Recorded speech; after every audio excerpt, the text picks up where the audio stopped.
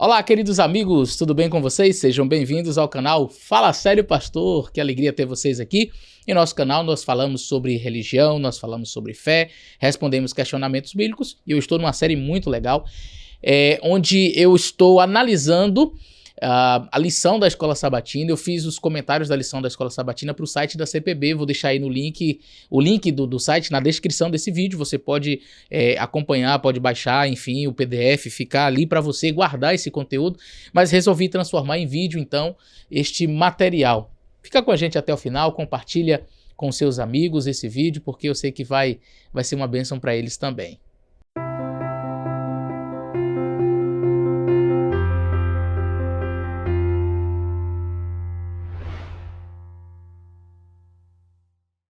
Muito bem, meus queridos, o título da lição desta semana é Espiritualismo Exposto. Um dos temas mais comuns e aceitos no meio cristão e em todas as religiões do mundo é a imortalidade da alma. Poucos ramos religiosos são os que creem que o homem volta para o pó da terra e aguarda a ressurreição. A Igreja Adventista do Sétimo Dia se destaca por ter em seu corpo doutrinário a crença na ressurreição dos mortos por ocasião da segunda vinda de Cristo, rejeitando, portanto, a imortalidade da alma. Alguns creem que ao morrer a alma vai para o céu ou vai para o inferno, dependendo de sua vida aqui na terra. Outros creem que vai para o purgatório, outros entendem que vai para o limbo, e ainda há aqueles que acreditam que há uma reencarnação. Existem variadas crenças sobre o destino da alma após a morte. A maioria pensa que a alma pode ir para diversos lugares, menos para o lugar indicado no ensino bíblico, não é? O pó da terra. O mesmo que sucede aos filhos dos homens, acontece também com os animais, está escrito na palavra do Senhor. Como morre um, assim morre o outro. Todos têm o mesmo fôlego de vida e o ser humano não tem nenhuma vantagem sobre os animais, porque tudo é vaidade.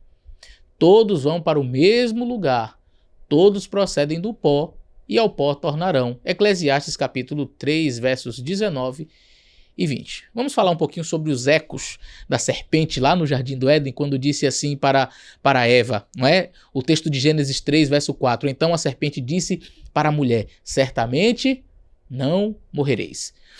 Desde que Eva cedeu sob a tentação de Satanás e comeu o fruto proibido por Deus, a crença na imortalidade da alma permeia o pensamento da humanidade. Há evidências de que civilizações antigas, tais como Babilônia, Egito e outras antes delas, criam na existência de uma alma imaterial e imortal que deixava o corpo por ocasião da morte. Conquanto a serpente tenha dito à mulher que ela não morreria, as palavras de Deus foram claras o suficiente para que ela soubesse o resultado da desobediência. E ordenou o Senhor Deus ao homem, dizendo: de toda árvore do jardim do Éden comerás livremente, mas da árvore do conhecimento do bem e do mal, dela não comerás, porque no dia em que dela comerdes, certamente morrerás. Gênesis 2, versos 16 e 17. A serpente enganou Eva, dizendo que ela seria como Deus. Esse era exatamente o desejo de Lúcifer no céu, ser como Deus. Nenhuma criatura, entretanto, pode ser como Deus. A divindade possui atributos inerentes que a distinguem de suas criaturas. Deus, ele é onisciente, onipresente, onipotente. Deus é imortal. Conquanto a Bíblia mencione que Deus dará a imortalidade a seus filhos como um presente para que os salvos estejam diante dele por toda a eternidade, a imortalidade não é inerente ao ser humano nem aos anjos, mas é um atributo divino. A imortalidade será concedida ao ser humano por ocasião da segunda vinda de Jesus Cristo, quando os ressuscitados se unirão aos justos vivos e serão transformados num abrir e fechar de olhos, conforme diz o apóstolo Paulo. Se ao morrer o ser humano possui uma alma imortal, nós temos aqui dois problemas. Qual é o primeiro problema? Essa teoria afronta a teologia bíblica que afirma que Deus é o único imortal, pois o ser humano também teria uma imortalidade natural. E o segundo problema afeta diretamente a ressurreição. A ressurreição ela perderia seu valor, uma vez que o homem já seria imortal antes do evento da ressurreição. Nesse caso, não teria sentido ressuscitar seres que já estariam desfrutando da imortalidade. Um outro aspecto que nós precisamos analisar é a imortalidade versus a ressurreição. O maior problema da humanidade desde o pecado, desde que o pecado entrou no mundo, é a morte. A morte é a mais dura de todas as sentenças. Ela não escolhe status social, cor de pele, sexo, etnia, altura, quantidade de dinheiro na conta bancária. Nada disso importa. A morte nivela todos os pecadores. Preste atenção nisso. A morte nivela todos os pecadores. A vitória de Cristo na cruz e sua ressurreição destronaram a morte e seu reino. A ressurreição de Cristo assegura a nossa ressurreição.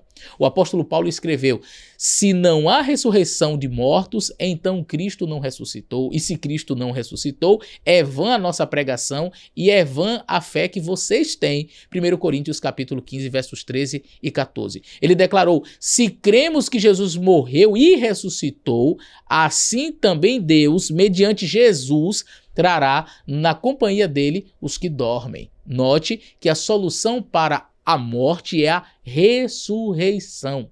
Biblicamente, não há outra solução para esse mal que nos assola. O inimigo, porém, criou a ideia de que somos imortais e que a morte não é o fim de todas as coisas. Essa falsa doutrina afronta diretamente a nossa crença na ressurreição dos mortos. Pense comigo por um instante. Se os mortos na realidade não estão mortos, mas já estão em outro lugar, céu, inferno, limbo, purgatório, qualquer outro lugar, recebendo a recompensa, por que Deus fará um juízo somente após a ressurreição? Note que em Apocalipse capítulo 20 há uma cena de juízo em que os ímpios são condenados e destruídos. Agora imagine que Caim morreu perdido e já está queimando no inferno por cerca de 6.000 anos. Deus o ressuscita e então o condena à morte eterna. Ele poderia muito bem questionar: mas Senhor, eu já estou queimando há cerca de 6.000 anos e só agora que eu fui condenado?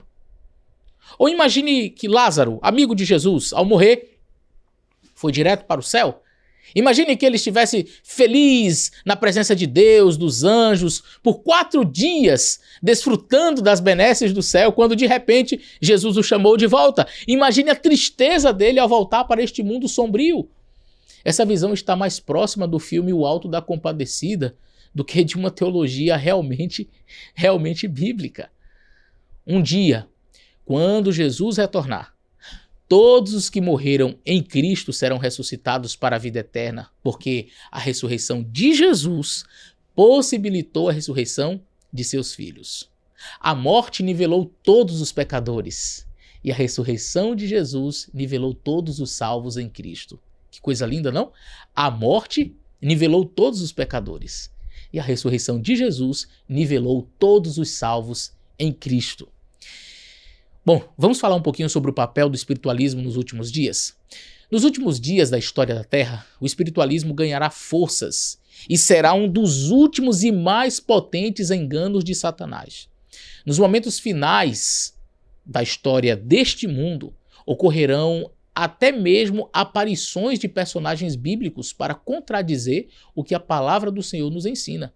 A serva do Senhor nos adverte: os apóstolos, conforme personificam esses espíritos de mentira, são apresentados contradizendo o que escreveram sob a inspiração do Espírito Santo quando estavam na terra.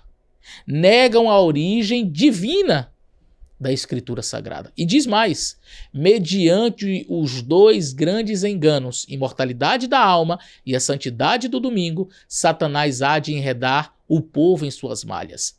Enquanto o primeiro lança um fundamento do espiritismo, o último cria um laço de simpatia com Roma. O primeiro texto que eu li está no livro Grande Conflito, página 57, e este agora, livro Grande Conflito, página 588. A nossa única segurança está em nos apegarmos ao assim diz o Senhor. Numa ocasião em que o engano será visto como verdade e a verdade será solapada como se fosse erro, Nossa segurança deve estar na palavra de Deus. Aqueles que hoje não estão alicerçados na palavra da verdade, certamente abandonarão as suas posições ao lado do mestre para compor as fileiras do adversário.